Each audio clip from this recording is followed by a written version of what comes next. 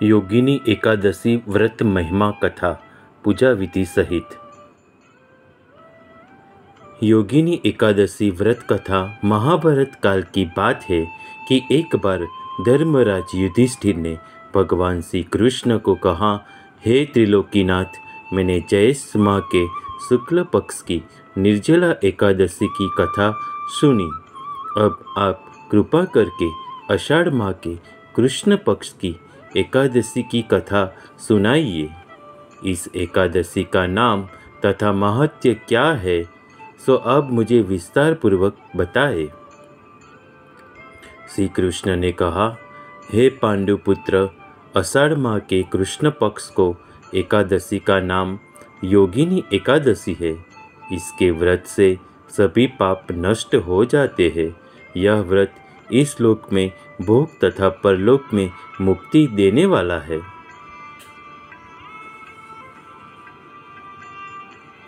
हे धर्मराज, यह एकादशी तीनों लोकों में प्रसिद्ध है।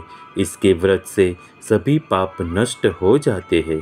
तुम्हें मैं पुराण में कही हुई कथा सुनाता हूँ, ध्यानपूर्वक श्रवण करो। कुबेर नाम का एक राजा अलकापुरी नाम की नगरी में राज्य करता था। वह शिव भक्त था। उनका हेममाली नामक एक यक्ष सेवक था जो पूजा के लिए फूल लाया करता था। हेममाली की विशालाक्षी नाम की अति सुंदर स्त्री थी। एक दिन वह मानसरोवर से पुष्प लेकर आया, किंतु कामासक्त होने के कारण पुष्पों को रखकर अपनी स्त्री के साथ रमन करने लगा। इस भोग विलास में दोपहर हो गई। हेममाली की राह देखते देखते जब राजा कुबेर को दोपहर हो गई तो उसने क्रोधपूर्वक अपने सेवक को आज्ञा दी कि तुम लोग जाकर पता लगाओ कि हेममाली अभी तक पुष्प लेकर क्यों नहीं आया। जब सेवकों ने उसका पता लगा लिया तो राजा के पास जाकर बताया, हे राजन, वह हेममाली अपनी स्त्री के साथ रमन कर रहा है। इस बात को सुन राजा कुबेर ने हेममाली को बुलाने की आज्ञा दी। डर से कांपता हुआ हेममाली राजा के सामने उपस्थित हुआ। उसे देखकर कुबेर को अत्यंत क्रोध आया और उसके होठ फफड़ाने लगे। राजा ने कहा, अरे अधम, तूने मेरे परम पूजनीय देवों के भी देव भगवान शिव जी का अपमान किया है। मैं तुझे श्राप देता हूँ कि तू स्त्री के वियोग में तड़पे और मृत्युलोक में जाकर कोढ़ी का जीवन व्यतीत करे। कुबेर के श्राप से वह तत्क्षण स्वर्ग से पृथ्वी पर आ गिरा और कोढ़ी हो गया। उसकी स्त्री भी उससे बिछड़ गई। मृत्युलोक में आकर उसने अनेक भयंकर कष्ट भोगे, किंतु शिव की कृपा से उसकी बुद्धि मलिन न हुई और उसे पूर्व जन्म की सुध रही। अनेक कष्टों को भोगता हुआ तथा अपने पूर्व जन्म के कुकर्म को याद करता हुआ वह हिमालय पर्वत की तरफ चल पड़ा।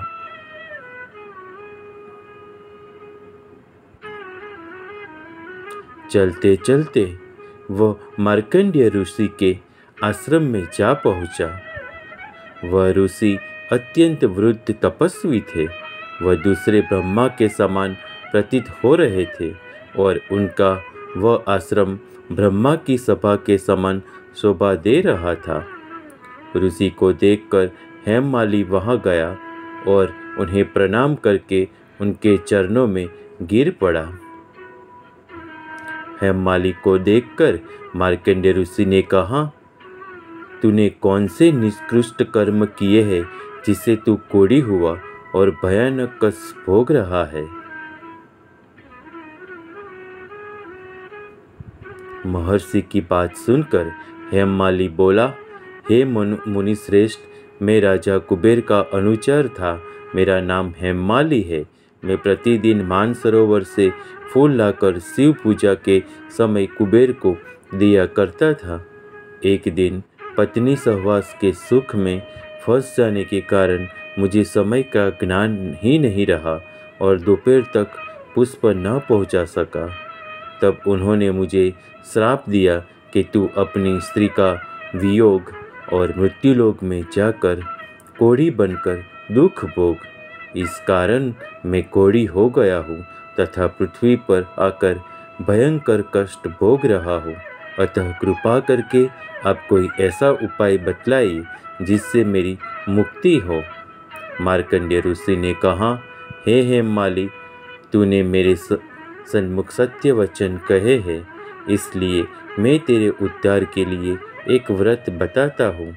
यदि तू आषाढ़ माह के कृष्ण पक्ष की योगिनी नामक एकादशी का विधान पूर्वक व्रत करेगा तो तेरे सभी पाप नष्ट हो जाएंगे।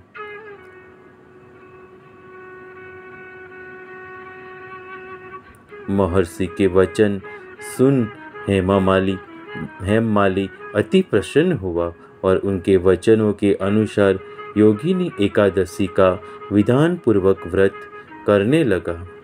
इस व्रत के प्रभाव से अपने पुराने स्वरूप में आ गया और अपनी स्त्री के साथ सुखपूर्वक रहने लगा। भगवान श्री कृष्ण ने कहा है, हे राजन, इस योगिनी एकादशी की कथा का फल 88,000 ब्राह्मणों को भोजन कराने के बराबर है।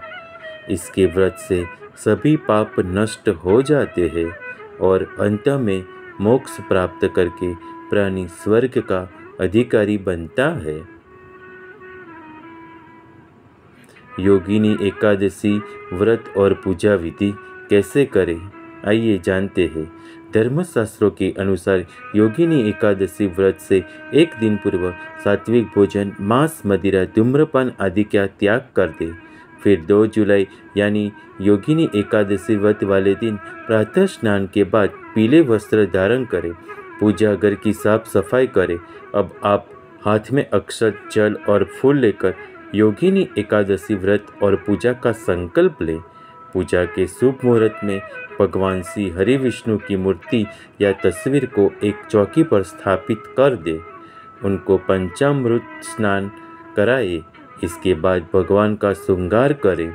उनको वस्त्र, पीले फूल, फल, माला, चंदन, धूप, दीप, अक्षत, शक्कर, हल्दी, तुलसी के पत्ते, पान का पत्ता, सुपारी आदि अर्पित करें। इस दौरान ओम नमो भगवते वासुदेवाय नमः मंत्र का उच्चारण करते रहे। इसके बाद विष्णु चालीसा, विष्णु सहस्त्रनाम आदि का पाठ करें। योगिनी एकादशी व्रत कथा अवश्य सुने या पढ़े। इन सब के पश्चात घी के दीपक या कपूर से भगवान विष्णु की विधि पूर्वक आरती करें और विष्णु जी से अपनी मनोकामना पूर्ति की प्रार्थना करें। इसके बाद दिन भर फलाहार पर व्यतीत करें। शाम के समय विष्णु जी की आरती करें। इसके बाद अगले दिन यानी 3 जुलाई को योगिनी एकादशी व्रत का पारण सूर्योदय के पश्चात शुभ समय में करें। मान्यता के अनुसार इन नियमों का विधिपूर्वक पालन करने से आप पर भगवान विष्णु की कृपा होगी। जय श्री कृष्ण। आशा करता हूँ आपको मेरा ये वीडियो पसंद आया होगा, तो प्लीज़ वीडियो को लाइक, शेयर एंड करके मेरी चैनल को सब्सक्राइब अवश्य करें। जय श्री कृष्ण। योगिनी एकादशी की हार्दिक शुभकामनाएं। Please subscribe my channel.